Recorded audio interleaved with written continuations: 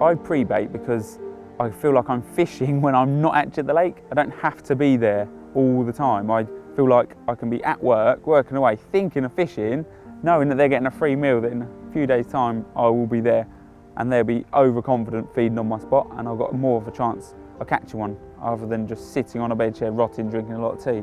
If I know I've got fish in an area and I've got my bait in there and I'm driving away, no one's seen me, I'm as happy as Larry, that is. I feel like I'm actually fishing.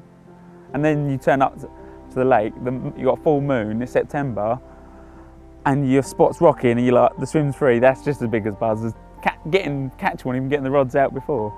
The more you've got them coming to the table, so to speak, to eat without any lines in the water, without them getting caught, any of their mates getting caught, or them being shy on the area, the longer you can leave it, the better it is for getting more bites off it, chance of catching a big one off it, or just the more confidence the fish has, the better. The easier they are to hook, the more throw caution to the wind. The more pressure on the lake, the more the circuit water, I suppose, you fish, that quality of angler is tenfold. So you're not only up against the fish or up against anglers, you're up against anglers that are probably going to put more effort in than you in. So it just ups your game. You just need to be on the ball more, either baiting on the sly, doing it in the middle of the night, turning up in the middle of the night. If you catch one, sacrifice not having a picture with it if you don't want someone to know. If it's not they're all important, but if it's not a cool one or the one you want to catch, because everyone's 9 times out of 10 fishing for that one bite. Everyone wants the big one in the lake, or the scaly one, or the big common, or everyone wants that. So it's just being a little bit, I'd say the word sly, but I wouldn't say I was a sly person. I don't lie to people. I just play my cards close to my chest, really. Tell me mates, because I like when I do catch ones to tell me mates, and we all bounce off each other.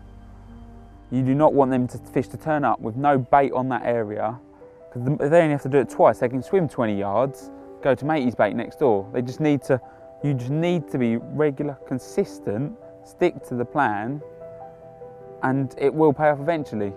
As long as you read the situation right, you don't overbait, you don't underbait, you forget to bait, you can't be bothered to get up.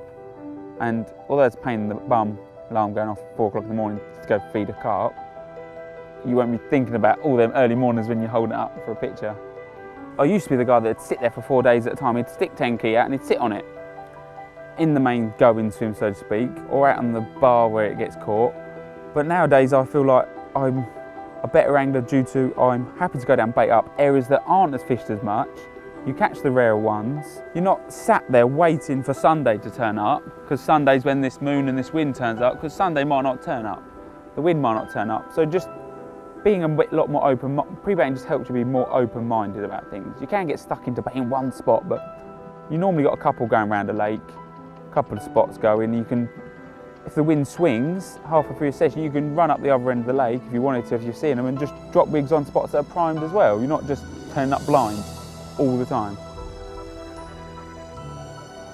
4 or 5 days a week, 3 days a week, every week, relentlessly, yeah, we'd all like that. But because I make the effort to get down there, I get my spots rocking. I feel like that when I'm away from the lake, I'm fresher. I'm not just sat there. I've been there, I've sat there 4 days. I've drove home, and as I'm driving home, I'm thinking, oh, I wish I'd have done that. Well, now every time I'm at the lake, I'm driving away, I'm thinking fresher. I can turn up. There's no lines in my swim. The fish are going to be hopefully confident and eat my bait there. I don't feel like I'm a handicap to the guy that's got 3 nights a week, because I put the effort in. I get there. I get the bait. I might get as much bait as he is in, but my area's had less lines in. Hopefully, had less pressure in it. They're not bumping into lines. They're just feeding there with nothing there, just as it's free food. Anyone can go throw bait in a lake. Obviously, it's not the hardest thing to do, but it's having the plan, it's executing the plan, it's the consistency, it's doing it when you don't want to do it, it's getting up in the middle of the night, driving there, being tired all the time, having the moaning misses because you're never at home, but it's doing it for the bigger picture. You see that in 3, 4, 5, 6 weeks down the line, you've got an end goal, or you've got a session coming up. It's making that your time at the bank, on the bank, precious. So instead of being the same as the guy next door, you're just fishing a different colour pop-up, you're not. He thinks you're the same as him, but you've been there 10 times in the last month, trickling bait in. You've been watching it, you know they're going to turn up down the other end of the lake at night, or they're going to turn up down here in the morning, or under that bush in the afternoon. So it's just having that effort, executing it, wanting it, I suppose, just wanting to go and catch one. People don't really see that side of carp fishing. They see that, oh, such and such has caught a big and another one, he's always there fishing. But he might not always be there fishing, he might always be at the lake. But he's making that sacrifice, I suppose. He's the guy going the extra mile. He's the guy putting the extra effort in. He's the one sitting in his van or sitting on the M25 or the A12 or the M11. He's just sitting there in the traffic trying to get his bait in to feed his carp, I suppose. His pets, they become. It's just making that effort, just doing it really, just being out there doing it. Don't talk about it, don't post about it all the time, just get on and do it. People don't see that side of it, they just think it's all rosy and, oh yeah, he's always there, but I'm not, sometimes. There's always an area that's quiet. There's always a swim that everyone walks past. Everyone heads to the main swims. We all do it, we've all done it. We all fish to the tallest tree at 20 wraps. Everyone does it. But there's always an area in a lake that doesn't get fished. Whether the fish visit it or not, you don't know. But the more you watch, the more you look, you'll just see. The fish will let you know where they're happy to feed. If they're busy lakes, I'm happy to, sounds bad, but sacrifice sessions. I'll do an early morning session, but I'll fish over a bucket of bait. Or I'll fish over a couple of kilos of boilies. Or I'll do an overnight, but I'll put 5 kilos out. Although it is a wasted night, it's not, because I'm at the lake, I've done a couple of laps, I'll be up at first light watching, and it's just them extra little edges. Although if I did put 5 kilo out on an overnight, I probably would fish bright ones over the top in case I nicked one, but normally it's just there, I'm just being there. It's not saying just enough, it's just sacrificing one night's fishing or 2 overnighters, ready to know when you turn up in a few weeks' time on a moon phase, on a pressure drop, or you see the weather's coming in, you're not just going to turn up, you are turning up on a primed area. Nowadays, because there's so much carp angling out there, it's like a fashion. Everyone's fishing the spots.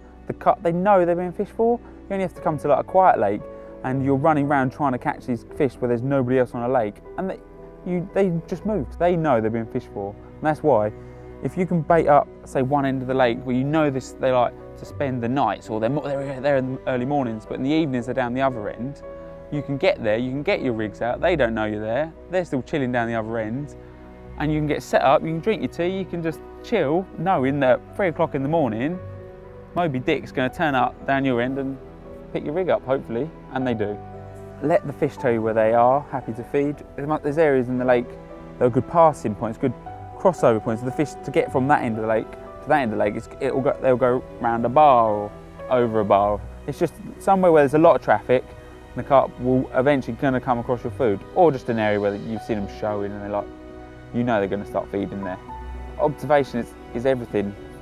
Forming a plan of what you think they're doing, so like walking it at night, walking it in the morning, getting up early, staying up late, just using your eyes and just listening really. And past captures do help, but I found before with past captures you get stuck in a rut, you're trying to double guess what the fish is doing, and in hindsight you've just got to go with what you see really. Just let them tell you where to bait. Once I've found the fish, if they're spending say a certain amount of time down one end of the lake, I like to lead about a lot. I'm looking for areas where I can just get a drop. It doesn't have to be a pool, as long as it's not too like thick would be, but as long as I can get a drop, it's a bit dirty, but I can start presenting some bait. I can put a bucket apart, honestly, just to see if they clean it. And sometimes when they are dirty, and then it goes from dirty to clean, you know your bait's gone. There's like, no, has it been gone? Is it getting a little bit cleaner? It's gone from dirty to clean. An area found can be really dirty, a lot of debris on it, low-lying weed, leaves and that. And if you're baiting it right, and you've kept it consistent over the course of even the 3 to 4 days, that can go to being pea shingle. If you've got enough, not even enough fish down there, you put the right amount on it, and then you know that when you come to fish, it's cock on really, game on, you should get a bite. I find if you put a couple of kilos in their area, they're not going to miss it. They ain't going to swim over it all the time. They might swim over it a few times, but if they swim over 50 baits, they swim over half a bait.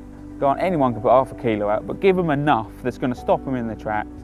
If they want to eat it, they eat it. If they don't, you ain't lost too much money, and you've not put all your eggs in one basket. So 2 keys is a good starting point. Then just slowly you can start building it and building it. I don't think I ever do more than 5 key. If I'm going to do more than 5 key, I will bulk it out. I choose to use boilies over particle because 1, they're easier for me to bait up with.